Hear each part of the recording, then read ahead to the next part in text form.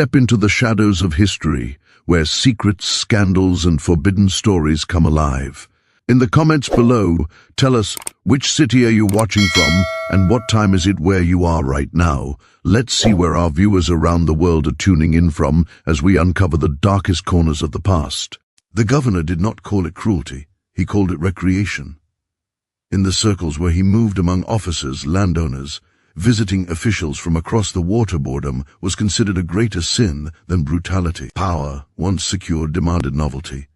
And the governor had grown tired of cards of drink, of women who laughed too carefully and men who agreed too quickly. He wanted something that reminded him he was still feared. The idea came to him one afternoon while watching the fields from the veranda, shaded and cool while the land below baked under the sun. Rows of enslaved bodies moved in slow, grinding rhythm, cutting, lifting, hauling. Among them, one man stood apart, not because he worked harder, but because he was impossible to ignore. He was large, not merely tall but broad, thick through the chest and hips, his body carrying weight that did not come from leisure but from years of forced feeding and unrelenting labor. The governor had ordered it so.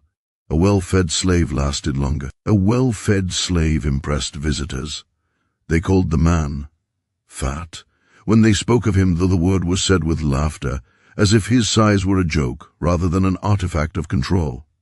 They laughed because they believed slowness lived inside flesh like his. They laughed because it was easier than admitting the truth that such a body was built to endure. The governor leaned forward, watching the man bend and rise again, sweat soaking into cloth stretched tight across his back. A smile crept across the governor, his face thin and deliberate. He turned to the man beside him, a captain visiting from another district, and said lightly, "That one would make a fine chase." The captain followed his gaze and chuckled. "Too big to run far," he said. He dropped before the dogs even warmed up. "Perhaps," the governor replied, "but I'd like to see it." The word settled between them, heavy and unmistakable. By evening, the idea had spread. By nightfall, it had become an event. They announced it the next day as if it were a favor. The enslaved were gathered, forced into rows beneath the sun. The governor stood above them, dressed impeccably, voice carrying easily. He spoke of discipline, of order, of the need to remind property of its place. Then he smiled, the way a man smiled when he believed himself generous. "To show mercy," he said, "I will allow one among you a chance, a hunt. If he runs well enough, perhaps he earns a longer life." Murmurs rippled through the crowd, fear, confusion, disbelief. The governor, his eyes scanned them lazily before settling on the large man. He gestured with a gloved hand. That one hand seized the man immediately, rough, practiced. He was pulled forward, chains clanking, feet dragging lines through the dust. Up close, the governor studied him openly, circling once like a buyer inspecting stock. He poked at the man's arm, at his stomach, amused by the solidity beneath skin. "All this meat," the governor said to the gathered guests, and no idea what to do with it. Laughter followed. Bets were placed before the man was even led away. The enslaved man said nothing. Silence had long ago become a habit, then a weapon. He kept his eyes lowered, not in submission but in calculation. He listened. He watched shadows. He felt the direction of the wind on his skin, the heat of the ground through his bare feet. Every detail mattered now. They kept him confined for 2 nights before the hunt, not out of mercy but anticipation. Food was delivered in excess: thick porridge, bread, meat, salted heavy. Fuel, one overseer joked. Would want him collapsing too soon. The man ate slowly, deliberately, conserving strength. His body knew hunger, but it also knew preparation. On the morning of the hunt, the estate transformed. Horses were saddled. Dogs were brought in from neighboring lands, lean, vicious animals trained to track and tear. Rifles were cleaned. Guests arrived dressed for sport, laughing as if attending a festival. The governor presided over it all with visible satisfaction, issuing instructions like a conductor arranging music. They brought the man out last. He was stripped to trousers, wrists bound loosely enough to allow movement but tight enough to remind him of ownership. Someone smeared animal blood across his shoulder and chest, a crude attempt to excite the dogs. The crowd laughed openly now, mocking his size, shouting encouragement meant only to humiliate. "Run hard," someone called. "Try not to shake the ground too much," another added. The governor raised a hand for silence. He stepped close to the man, lowering his voice so only he could hear. "Do make it interesting," he said. "I've grown tired of easy things. Then, with theatrical flourish, the governor gestured toward the forest beyond the fields, a vast stretch of trees, uneven ground, swamp and thicket. "You have a head start," he announced. "Use it wisely." The ropes were cut. For a heartbeat, the man did not move. The crowd leaned forward, breath held, expecting panic, stumbling spectacle. Then he turned and began to walk, not run, but walk toward the tree line. Laughter erupted behind him. "He doesn't even understand," someone shouted. But the man understood perfectly. He crossed into the shade of the forest just as the governor counted aloud. At 10, the dogs were released. At 20, the first riders spurred forward. At 30, the hunt was underway, loud and confident. Inside the forest, the man slowed only once he was beyond sight. He bent, pressing his palm into the soil, feeling its dampness, its gift. He inhaled deeply, the smell of earth, rot, water, leaf. He had worked this land for years. He knew where it betrayed and where it protected. He knew which paths looked easy but swallowed the unwary. He moved then not in a straight line, not in panic, but with intent. He brushed against trees deliberately, confusing scent. He doubled back through shallow water, masking his trail. His breath stayed steady despite his size, lungs expanding fully, efficiently. His body, mocked for its weight, carried him forward without complaint. Behind him, horns sounded. Dogs bayed. The sound of men laughing drifted through the trees. They believed the ending was already written. They did not yet understand that the hunt had chosen the wrong animal. By the time the governor reached the forest edge, horse prancing impatiently beneath him, the man they had mocked was already gone, swallowed not by fear, but by strategy. And the game, once begun, could not be called back. This was only the opening move. They did not let the morning end with the release alone. A governor who staged a hunt for sport understood something about spectacle. The chase was only half the pleasure. The other half was the humiliation that came before it, the slow stripping away of a man as personhood while an audience laughed, because laughter made cruelty feel communal and therefore safe. So after the first release, after the dogs, baying had begun to fade deeper into the trees, and the riders had thundered out in confident pursuit. The governor did not simply sit back and wait for news. He turned the estate into a theater. He wanted witnesses. He wanted the people he invited, captains, merchants, planters, sons with soft hands. He wanted them to feel like they belonged to something powerful, something sacred in its ugliness. Men like that did not want to think of themselves as monsters. They wanted to think of themselves as tradition. They gathered on the lawn near the main house where the land dipped toward the fields. Chairs were set beneath awnings. Drinks were poured into glasses that caught sunlight like small mirrors. The governor's wife did not attend, nor did the women of the household. They were told the sport was not for delicate ears. But servants, enslaved servants, were made to stand nearby and watch because fear was part of the lesson. A few minutes into the chase, one of the guests asked lightly, "Will he last long?" The governor smiled, as if being asked about the weather. "Long enough," he said. Then he added, amused, "I've kept him fed for a reason." They laughed at that because it was framed like a joke and because everyone understood the truth beneath it. The man's weight had never been his own. Even his flesh had been managed. He had been fed not as a kindness, but as a calculation, as one might fatten an animal before slaughter or before exhibition.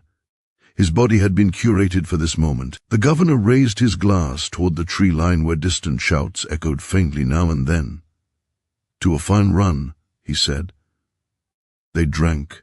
Then they began to talk about the man the way men talked about horses, his strength, his gait, whether his lungs would fail. And as they spoke, they shaped him into an object again, remaking him in their mouths. Not a man running for his life, but a piece of entertainment moving through scenery. To deepen the show, the governor sent overseers into the slave quarters with orders. Enslaved people were herded forward again and forced to stand along the edge of the field, facing the forest. They were made to be audience too. The governor wanted them to hear the laughter. He wanted them to understand that even escape could be turned into sport, that even desperation could be owned. A boy barely old enough to carry a sack began to cry quietly. An overseer struck him across the shoulders without looking, the motion casual, practiced. The boy swallowed the sound and stared ahead, shaking. Around him, faces remained still, eyes lowered. Stillness was survival. Stillness was the only form of defiance that did not immediately invite death. The governor watched the line of enslaved faces with satisfaction. He enjoyed the way fear traveled. Fear was a chain that reached farther than iron. The horns sounded again, closer now, and a cheer went up among the guests. Someone shouted that the dogs had caught the scent. Another swore he could hear the captive crashing through brush. They laughed again. They wanted it to be clumsy. They wanted him to be exactly what they had called him, slow, stupid, doomed. But then a runner came back from the tree line, breathless, mud-splattered. One of the younger riders had been thrown. Nothing serious. The man insisted quickly, as if afraid of being mocked for weakness. But the horse had panicked, spooked by something unseen in the undergrowth, and the rider had taken a hard fall. The governor smiled tightened. "Horses spook," he said, dismissive. "The woods are full of nonsense." Yet his eyes flicked briefly toward the forest, and something like irritation passed over his face. He did not like interruptions. He did not like the hunt asserting its own unpredictability. He signaled for more drink and instructed the riders to press harder. More men mounted. More dogs were loosed. The hunt swelled, its noise thickening as if volume could guarantee victory. Within the forest, the enslaved man moved in a way that did not match their fantasies. His body did not crash blindly. It slid. It chose. He knew how to place his weight so branches bent rather than snapped. He knew where mud could hold him without swallowing him. He was heavy, yes, heavy with muscle, and the forced fullness of a life managed by others, but he had spent years hauling, lifting, enduring. Endurance lived in him like bone. He reached a stretch of low ground where water pooled beneath a canopy of cypress. He waded through without hesitation, letting cold water climb his legs, soaking his trousers, pulling heat from his skin. He moved to a patch where the water ran shallow and clear over hard stone, scrubbing away scent. When he reached the far side, he pressed himself against a tree and listened. Dogs. Close, men shouting, the rhythm of hooves. He could have kept running. Running was what they expected. Running was what they had designed the game around. But he had learned something about men like these. They loved the idea of control more than control itself. They loved a chase because it made them feel active, righteous. If he ran in the direction they assumed, he would be forced to keep running until his body failed. So he changed the story. He stepped into a cluster of reeds and crouched low, submerging himself to the waist. The water smelled of old leaves and life decaying slowly. Mosquitoes whined near his ears. He did not swat them. Movement betrayed. He inhaled through his nose, slow and deep, and let his mind settle into the old disciplined breath count, stillness. The world narrowed to sound. The dogs arrived first, splashing, baying, circling the water. Edge confused. Their noses worked frantically, but water dulled certainty. One dog stepped closer, sniffing, whining, then backed away as if something in the swamp repelled it. Another dog growled low, hackles rising, then turned abruptly and ran back toward its handler. Not from disobedience, these were trained animals, but from instinct. The enslaved man watched them through reeds, eyes steady. He did not think of it as magic, he did not name it. But he could feel the swamp around him like a living thing. He had been born into a world where the church of the oppressor called his ancestors, practices devilry while using the Bible to justify bondage. He had grown up hearing whispers, how certain roots could calm fever, how certain words said under breath could harden the heart against fear, how a person could carry the dead with them like armor.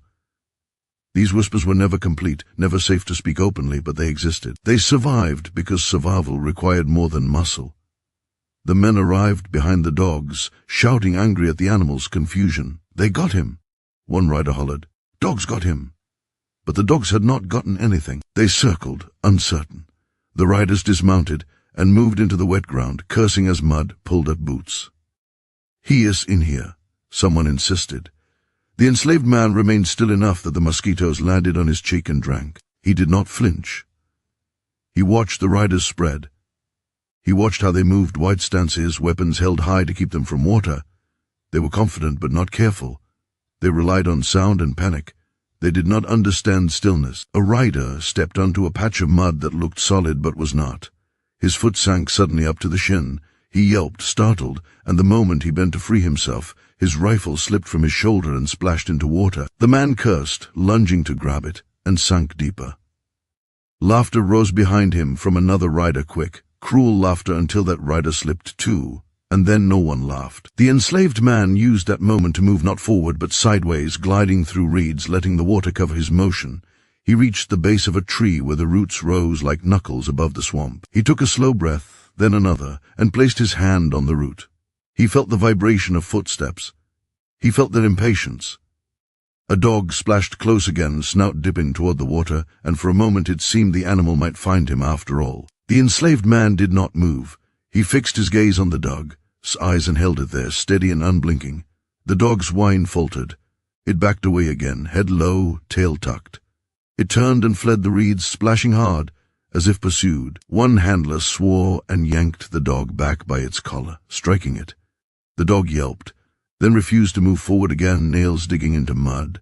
The handler's face tightened with frustration, and he spat into the swamp. They were losing time. Time mattered. The head start was supposed to be a joke. The governor's entire narrative depended on the captive being caught quickly enough to keep laughter alive. If the captive lasted too long, the mood would change. If the captive made the hunt difficult, the governor would be embarrassed, and embarrassment was dangerous. Embarrassed men became crueler. The enslaved man understood this without being told. When the riders withdrew from the swamp, dragging their muddied boots and cursing their dogs for cowardice, he remained submerged for several more minutes, listening until the sound of hooves faded. Then he rose slowly, water streaming from his clothes, and moved deeper into the trees. He did not go far before he found what he needed, a fallen branch, long and heavy, its end broken into a jagged point. He dragged it into a thicket where leaves and vines would hide it. He found another branch and snapped it into shorter lengths. His hands moved with the familiarity of labor. He had built fences, repaired carts, dug ditches. Building was not foreign to him. Now he built for a different purpose. He selected a narrow path where riders would likely press through, eager to recover lost time. He pressed sharpened sticks into the earth at an angle, low enough to catch a boot or a horse's leg, high enough to pierce flesh. He covered them with leaves carefully, blending them into the ground. He made a second trap farther ahead, a simple snare line stretched between two trees at shin height, meant to topple a rushing man. These were not elaborate. They did not need to be. They only needed to disrupt confidence. As he worked, he heard distant horns again. The sound sharper now, irritated rather than celebratory. The hunt was tightening. The governor, as men were pushing deeper and faster, their voices less amused. Back on the estate lawn, the governor's guests had begun to shift in their seats. Subtle but real. Men like him lived on perception. If this became a story about a governor who could not even stage a proper hunt, it would travel. It would stain him. It would invite whispers in rooms where power mattered. So he sent more riders, more dogs. He ordered the handlers to beat the animals if they hesitated. He instructed them to shoot if the captive turned violent. Violent, as if violence were not the foundation of every breath on his estate. The enslaved man moved again, faster now, angling toward higher ground where the soil hardened. His soaked trousers clung to his legs, heavy, but he welcomed the weight. Weight was not weakness. Weight was momentum. He breathed steadily, letting his heart work without panic. Then he heard it closer than before. A horse. 2 horses. Riders pushing through brush, forcing speed where the land resisted. Their impatience made them loud. Their confidence made them blind. He slipped into position beside the path he had prepared and crouched low behind a tree. His hands gripped the heavy branch he had sharpened, knuckles tight. He did not think of himself as prey anymore. Prey ran until it collapsed. He was done collapsing. The first horse came through at a trot that was too fast for uneven ground. The rider leaned forward, scanning, weapon ready. The horse's front leg struck the concealed angled stake and buckled. The animal screamed a horrible sound and went down hard, throwing the rider forward. The rider hit the ground with a violent crack, breath knocked out of him. The second rider shouted, pulling his horse up too sharply. The horse reared, hooves churning air. The rider fought for control, wide-eyed with sudden fear. That was the moment. The enslaved man surged from behind the tree, moving with shocking speed for a body they had mocked as slow. He swung the heavy branch down hard, striking the second rider, shoulder, not to kill but to break. The rider screamed, dropping his weapon. The horse bolted, panicked, dragging the rider half hanging from the saddle before the man fell into brush. The enslaved man stepped back into shadow immediately, disappearing before the rider could fully comprehend what had happened. His chest rose and fell, powerful and controlled. His hands trembled slightly, not with fear, but with the shock of action after days of enforced stillness. He listened. He heard distant shouting begin to swell, men calling to one another, alarm spreading. The hunt had changed. What had been a sport was becoming something else, something the governor had not planned for, a contest where the captive was not merely running, but shaping the pursuit. And the governor, sitting under his awning, glass in hand, jaw tightening, felt it too, even before the messengers arrived with news. His fattest slave was not entertaining them anymore. He was answering them. The hunt did not slow after the first injury. It splintered. Men who had ridden in loose formation now clustered in tight knots, voices sharp, overlapping, each trying to reassert control with volume. Orders contradicted each other. Dogs pulled against leashes, agitated, confused by broken scent and the metallic tang of blood that did not belong where it should have. The forest, once a backdrop for sport, asserted itself as terrain uneven, resistant, unwilling. The governor received the first report while still seated beneath the awning. A rider approached at speed, horse lathered, eyes rolling. The man slid down clumsily, favoring one side, and spoke too quickly, words tumbling over each other. A horse down, a rider hurt. The captive had struck from cover. Laughter faltered, glasses paused halfway to mouths. Struck how? The governor asked, voice calm, almost bored. With a branch, the rider said. Like he was waiting.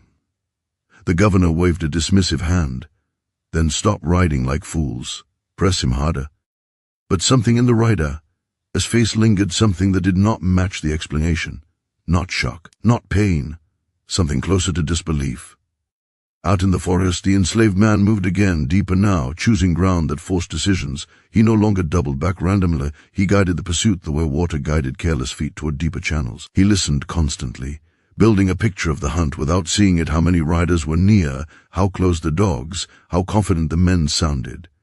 Confidence was thinning. He reached a rise where the forest opened briefly, offering a view of tangled branches and distant movement.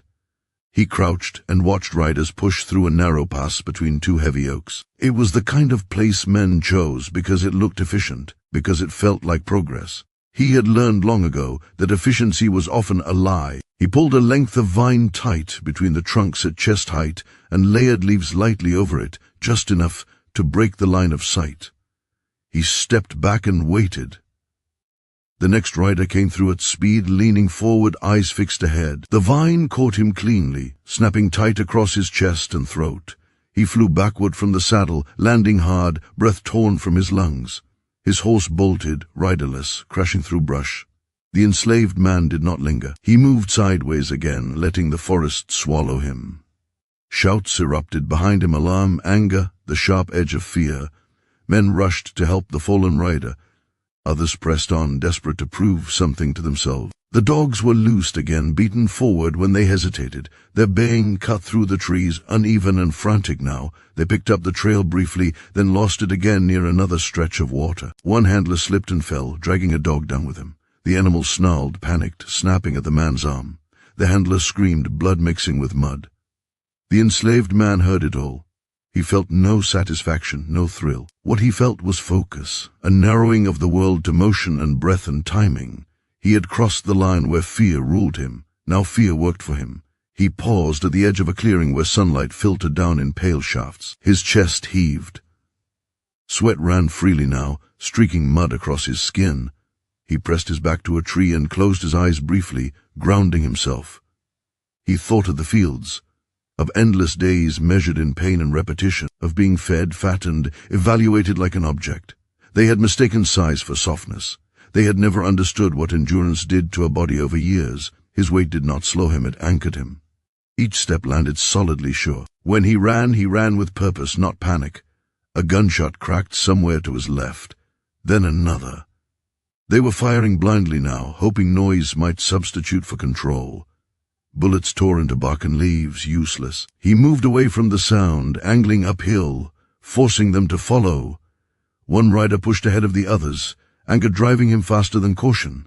The man burst through brush and into a shallow gully, not seeing the pit until it gave way beneath his weight. He fell hard, leg twisting with a sickening snap. The scream that followed was raw, immediate. The enslaved man stood above the gully a moment later, looking down. The rider clawed at the sides, trying to pull himself free, eyes wide with terror. He looked up and saw the man he had been hunting. "Wait," the rider gasped. "Wait, please." The enslaved man did not respond. He reached down and took the rider's dropped pistol, weighing it in his hand. He had seen guns his entire life. He had felt their threat without ever being allowed their power. He did not raise it. He did not need to. He stepped back and covered the pit with more brush, not enough to hide it, just enough to make escape harder. He turned and left the riders screaming behind him, the sound carrying briefly before the forest absorbed it. By now, the hunt had lost all pretense of sport. Orders were barked, then ignored. Riders dismounted, arguing whether to continue on foot. Dogs cowered, refusing to advance into certain thickets. One handler struck a dog so hard it whimpered and fled. The governor received another report, this one delivered by a man with blood on his sleeve and mud streaked up his coat. 2 riders down, dogs refusing scent, traps found deliberate. The governor stood this time, irritation flaring into something sharper. "He is one man," he snapped. "One, you or letting a single slave make you fools." The men around him shifted uncomfortably. No one laughed now. "What if he reaches the ravine?" Someone asked quietly. The governor, his jaw tightened. He knew the ravine steep, choked with rock and water, dangerous even for men who respected it. He had avoided it intentionally when planning the hunt, trusting the captive would run elsewhere. "Cut him off," the governor ordered. "Bring him down. End this." More guns were brought forward. Ammunition was distributed. The language changed. Where once they had spoken of sport, now they spoke of threat. In the forest, the enslaved man felt the shift before he heard it. The rhythm of pursuit changed. Fewer shouts, more deliberate movement. The sound of metal being handled carefully. They were done playing. He adjusted immediately. He avoided open ground. He moved lower, slower, using trees as shields. When he heard a rider ahead, he stopped and let the man pass within arm's reach, unseen. When he heard 2 sets of footsteps behind him, he doubled back through brush so thick it tore at his skin, trusting pain over exposure. A bullet grazed his shoulder, hot and shocking. He hissed, clamping a hand over the wound, then forced himself to keep moving. Blood could betray him if he let it. He tore a strip from his trousers and bound the shoulder tightly, teeth clenched. Pain sharpened him further. He reached the ravine as the sun began to dip, shadows lengthening. The drop was steep, water rushing loud enough to mask sound. Rock slick with moss jutted at dangerous angles. He descended carefully, using roots and stone, letting gravity work with him rather than against him. Behind him, raiders skidded to a halt at the edge, cursing. One dismounted and peered down, eyes widening. "He went down there," the man said, incredulous. "He'll kill himself." The governor arrived moments later, breath tight, face flushed. He looked into the ravine, then back at the men. "Then he saves us the trouble," he said, though his voice lacked conviction. But the enslaved man did not die. He moved through the ravine like someone who had hauled weight up and down worse slopes his entire life. He slipped once, skinning his palm raw, but caught himself. He waded through cold water, letting it numb his legs, washing away blood and scent. He climbed the far side slowly, choosing handholds with care. When he reached the top, he did not run. He turned. The ravine forced the hunters into a narrow descent if they followed, one at a time, careful, vulnerable. He waited in shadow, breathing slow, heart pounding steady. The first man came down cautiously, rifle slung, boots slipping. The enslaved man surged forward and struck hard with a rock, crushing the man's shoulder. The rifle clattered into the ravine. The man screamed, fell backward, vanished into the rush of water below. The second hunter froze at the edge, staring down in horror. The enslaved man stepped into view, chest heaving, eyes dark and unflinching. For the first time, the hunter truly saw him not as property, not as spectacle, but as a man who had decided not to die quietly. The hunter backed away, hands raised, stumbling. "This ain't tea right," he muttered. "This ain't tea." The enslaved man advanced one step. That was enough. The hunter turned and ran, scrambling back toward the others, shouting incoherently. Panic rippled outward, infecting those who heard it. The governor watched the retreat from a distance, disbelief curdling into rage. He had wanted a show. What he had created was something else entirely. As night began to gather in the forest, the enslaved man melted back into shadow, leaving behind confusion, wounded men, and a hunt that no longer knew which direction it was facing. The game had broken its frame, and everyone involved felt it. Night did not fall all at once. It crept in slowly, as if the forest itself were deciding how much darkness the men deserved. The last light drained from the sky in narrow bands, leaving the ravine and the upper ridges drowned in shadow, while the canopy above still held a faint gray glow. This was the hour the enslaved man trusted most. Men lost certainty here. Shapes lied. Sounds traveled wrong. The hunters regrouped poorly. They gathered where the ground widened enough for horses to stand without slipping, lanterns raised, faces slick with sweat and rainwater. Their numbers were thinner now. Too many riders were missing. Too many dogs refused commands, huddled close to handlers, or fled outright. No one laughed anymore. No one spoke of sport. The governor stood among them, coat streaked with mud, boots ruined, his composure cracking at the edges. He had dismounted without remembering when. His horse stood unattended, head low, sides heaving. The governor stared into the trees as if willing them to part and return what he believed was owed to him. "He's still just a slave," the governor said aloud, voice sharp. He needed to hear the words. "He bleeds like anyone else." No one answered immediately. A handler finally spoke, hesitant. "Sir, he stopped running." That landed differently. Stopped running meant intention. It meant choice. It meant the hunted had decided where the next moment would happen. The governor felt something cold twist in his stomach, something he had not felt in years, not fear exactly. Recognition. Orders followed anyway, because power did not know what else to do. The men were split into smaller groups, instructed to sweep outward, lanterns low, guns ready. The governor insisted on being in the central group, refusing to retreat. Retreat would mean admitting the loss of narrative. He would not allow that. The enslaved man watched them from above.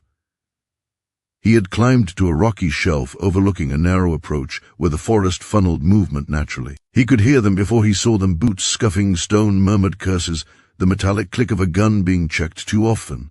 Lantern light bobbed unevenly, casting shadows that stretched and collapsed like breathing things. He pressed his back against cold rock and listened. His breath was steady despite the pounding in his chest. Pain flared dully in his shoulder, where the bullet had grazed him. His palms burned where skin had torn earlier. He welcomed it all. Pain kept him present. He was done retreating. When the first lantern rounded the bend below, he shifted his weight carefully and dislodged a stone the size of his head. It tumbled silently at first, then struck rock and gathered speed. The sound exploded suddenly, violent and unexpected. The stone smashed into the leading man's chest, knocking him backward into the one behind him. Both went down hard, lantern shattering, flame hissing out in the damp. Shouts erupted instantly. Guns were raised, firing blindly into darkness. Muzzle flashes lit the rock face in brief, blinding bursts. The enslaved man moved immediately, not waiting to see results. He slid sideways along the ledge, then dropped to a lower shelf and vanished into brush. He heard screams, one high and panicked, another deep and furious. He did not slow. Below, confusion spread fast. Men shouted conflicting directions. One fired again, the shot echoing wildly. Someone tripped over a fallen body, another dropped his lantern, plunging half the group into near-total darkness. "This way!" Someone yelled. "No, back!" Another shouted. The enslaved man circled them now, using elevation and shadow. He could smell them sweat, fear, powder. He could feel their panic tartaning the air. He found another place where the ground narrowed between two trees with exposed roots twisted like ribs. He wedged a heavy branch into place, angled just enough to catch a knee. He covered it lightly with leaves, then moved off again, breathing slow. The governor reached the edge of the chaos moments later, lantern raised high, face flushed with anger. "Enough," he shouted. "You were letting him herd you like animals." A shot rang out too close, and the governor flinched, despite himself. He hated that. He hated how the night had stripped him of certainty. A man ran past him suddenly, eyes wide, face bloodied. "He is everywhere," the man babbled. "He came down on us from the rocks." The governor grabbed the man by the collar and shoved him back. "Get control of yourself," he snapped. It's one man. But his grip lingered a moment too long, fingers tight with something close to desperation. The enslaved man watched this exchange from behind a tree, close enough to see the whites of their eyes. He felt a strange clarity settle over him. This was no longer escape, this was reckoning. He waited until the group moved again, funneling along the narrow path he had prepared. The first man stepped squarely onto the concealed branch. Bone cracked loud and final. The man screamed and went down, clutching his leg, weapon skidding away. Panic detonated. Men surged backward, colliding, tripping over each other. Someone fired again, the shot punching uselessly into dirt. The enslaved man charged then, roaring not in rage, but in declaration. The sound tore through the trees, raw and human and terrifying. It was the sound of a man who had stopped asking permission to exist. He slammed into the nearest hunter, driving him to the ground with crushing force. Close enough to singe leaves near his head, he ducked instinctively and rolled behind a fallen log, breath hard now, heart hammering, bark splintered under bullets. Wood dust filled the air. "Hold your fire," the governor shouted. "I'll hit each other." But discipline was gone. Fear had eaten it. The enslaved man waited for the shots to stop, then burst from cover in a different direction, entirely vanishing into darkness. He heard curses and frantic footsteps following the wrong path. He circled again, deeper into shadow, moving like water around stone. The governor realized too late that he had lost command of the hunt entirely. His men were reacting, not acting. The terrain dictated movement now. The night dictated vision. And somewhere out there, the man he had intended to humiliate was shaping the field. Rage surged through him, hot and reckless. He drew his pistol and marched forward himself, ignoring shouted warnings. "You," he yelled into the trees. "You think this changes anything? You are still mine." The enslaved man heard the voice clearly. He recognized it. He slowed, turned, followed the sound carefully, placing each foot with intent. The governor's voice cut through the dark, arrogant even now, thick with entitlement. Lantern light bobbed unevenly ahead, illuminating the governor, his figure coat torn, face streaked with sweat, pistol shaking just slightly in his hand. The enslaved man approached from behind, silent. He stepped onto a patch of loose gravel, and it shifted with a soft scrape. The governor spun, pistol raised, eyes wide. For a heartbeat, they faced each other. Up close, the governor looked smaller, not physically, but in presence. His authority clung to him like a costume that no longer fit. His mouth opened, searching for a command that would still work. "You," he said, voice cracking with disbelief and fury. "Do you know who I am?" The enslaved man did not answer. He stepped forward instead. The governor fired. The shot went wide, a recoil jerking his arm upward. Before he could recover, the enslaved man closed the distance and struck the governor, his wrist hard with the edge of his hand. The pistol flew free, clattering into the dark. The governor staggered back, tripping, landing hard on his side. He scrambled, trying to rise, panic finally tearing through his composure. "Stop," he gasped. "Stop, listen to me." The enslaved man loomed over him, chest heaving, breath loud in the night. He felt every muscle in his body alive, coiled, ready. The governor looked up at him, and in that moment the roles were unmistakable. "Think," the governor pleaded, voice high. "You don't have to do this. I can fix this. I can give you." The enslaved man grabbed him by the front of his coat and hauled him upright with terrifying ease. He slammed the governor back against a tree, bark biting into flesh. The governor cried out, choking. "You hunted me," the enslaved man said finally, voice low and steady. "For fun." The governor shook his head frantically. "It was just a game." The enslaved man's grip tightened. "I don't play games." He drove his forearm into the governor's chest, knocking the breath from him, then struck again and again. Each blow was precise, controlled, delivered without haste, not rage, judgment. The governor sagged, barely conscious, sliding down the tree. The enslaved man stepped back, watching him collapse into the leaves, gasping, helpless. Shouts echoed, nearby men closing in, lanterns approaching fast. The enslaved man looked once more at the governor, then turned away. He did not linger. Ending the hunt did not require spectacle. It required survival. He vanished into the forest again, leaving behind a governor broken in body and in myth, and a group of men who would never speak of this night without lowering their voices. By the time the others reached the tree, the enslaved man was gone, and the hunt was over. The governor did not wake immediately. When he did, the world came back to him in pieces, cold first, then pain, then sound. His chest burned with every breath. His wrist throbbed, useless and swollen. Leaves clung to his coat, damp and crushed, and when he tried to move, a sharp ache lanced through his side and stole the air from his lungs. For a moment he did not know where he was. For a moment he thought he had fallen from a horse. Then memory returned, and with it humiliation. Lantern light swam into focus above him. Faces hovered, pale, shaken, streaked with mud and sweat. Men who only hours earlier had laughed at wages and sport now looked like survivors of something they could not explain. Someone knelt beside him and touched his shoulder too carefully, as if afraid he might shatter. "Sir," a voice said, unsure, "you were alive." The governor swallowed hard. Alive, the word felt inadequate. His mouth tasted of dirt and blood. He forced himself upright with help, groaning despite himself. The sound disgusted him. He had never groaned in front of subordinates before. "Where is he?" he rasped. No one answered immediately. "He ran," someone said finally. "We lost him, the forest." Silence. The governor snapped, though the effort sent another wave of pain through him.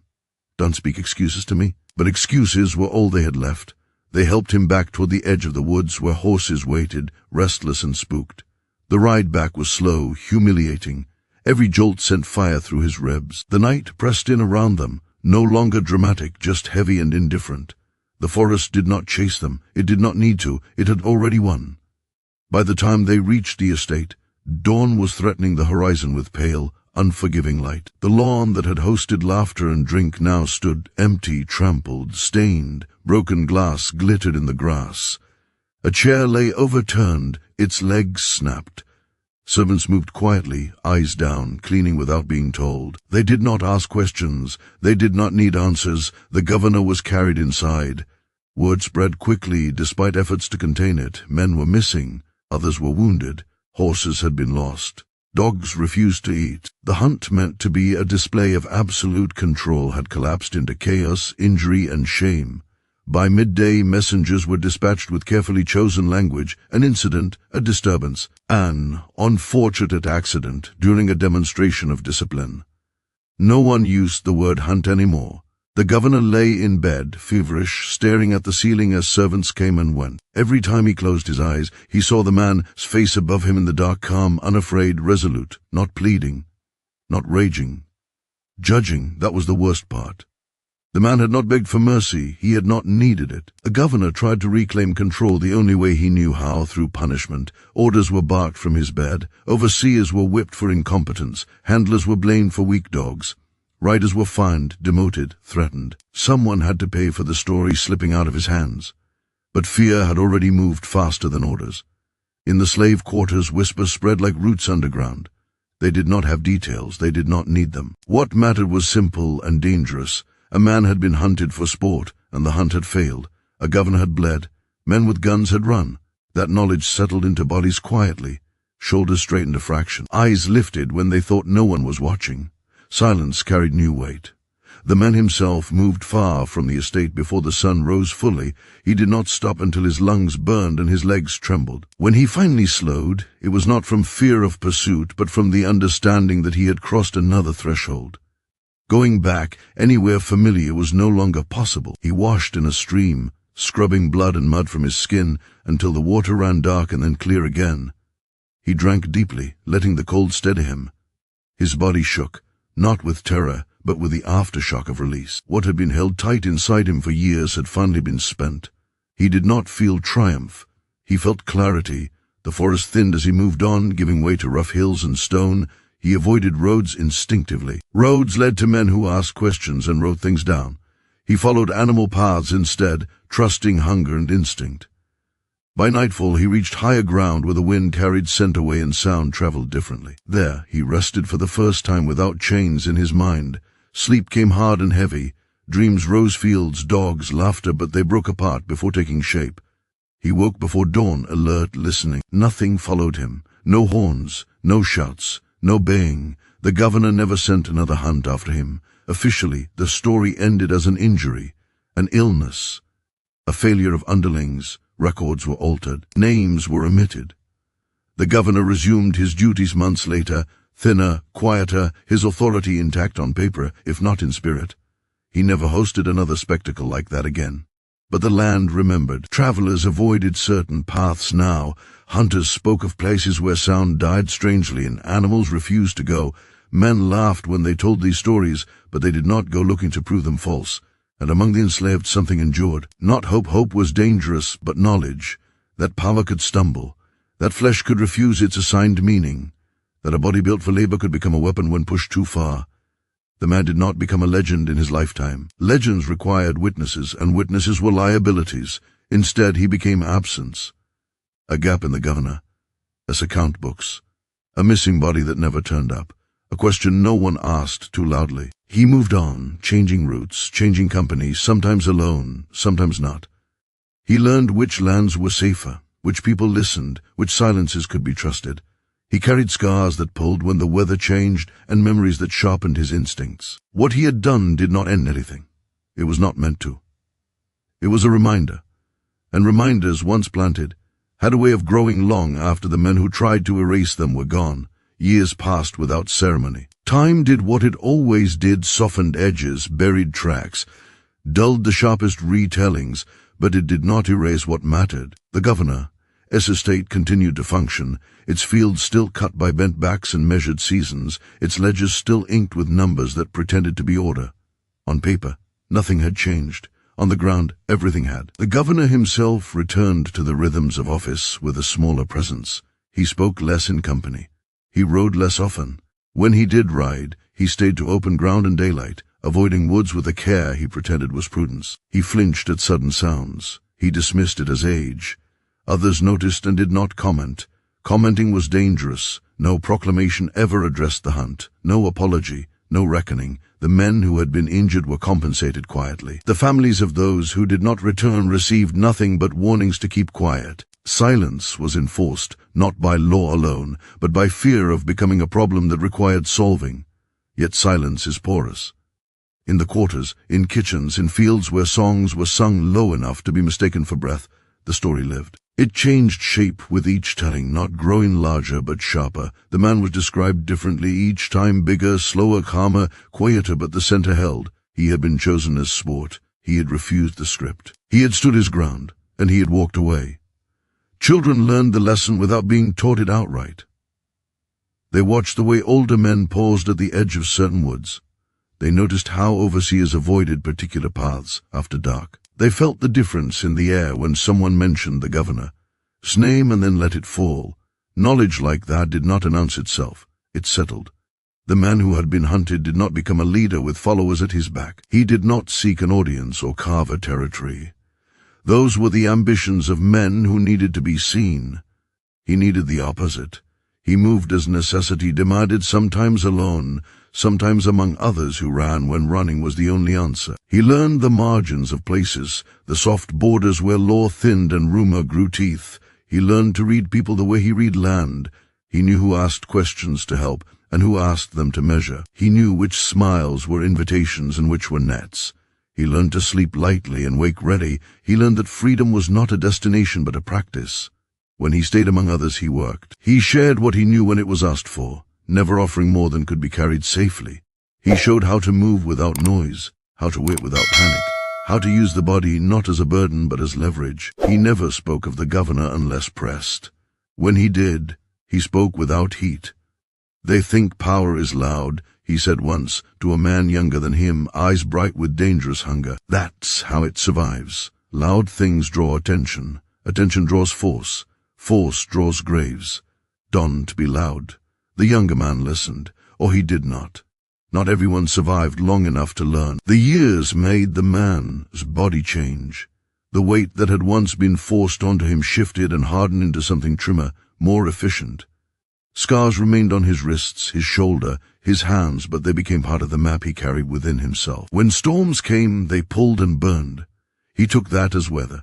Way of reminding him where he had been. Sometimes, at night, when the land was quiet and the wind spoke plainly, he felt the old presence return, not voices, not visions, but a steady pressure behind the eyes and chest. The sense that he was not alone in his walking. He did not name it. Names had a way of making things smaller. He accepted it the way one accepted gravity. The governor died eventually, as men like him always did, surrounded by property, attended by servants who had learned to keep their faces smooth. The death was announced properly. Bells rang. Papers were stamped. A successor took the chair and promised continuity. Continuity was another word for forgetting, but forgetting never worked the way it was supposed to. A few months after the burial, a group of traders refused a route that cut too close to the old forest. They cited weather. They cited cost.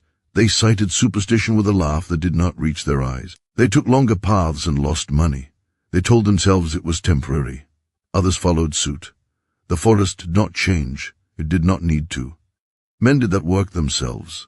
In the end, the man understood something the governor never had, that power depended on agreement, on stories people accepted because the alternative was too dangerous to imagine. Once a story cracked, it never quite sealed again. He never returned to the estate. He never needed to. The place lived inside him already, reduced to a set of lessons he carried forward. When he finally grew old enough that speed mattered less than judgment, he settled farther out, near land that did not belong to anyone who mattered on paper. He worked when he chose. He rested when he needed to. He watched seasons come and go without counting them. When death came for him, it did not come loudly. There were no horns, no dogs, no audience. It came the way it should, quiet, earned, unremarkable to anyone who had not learned to look closely.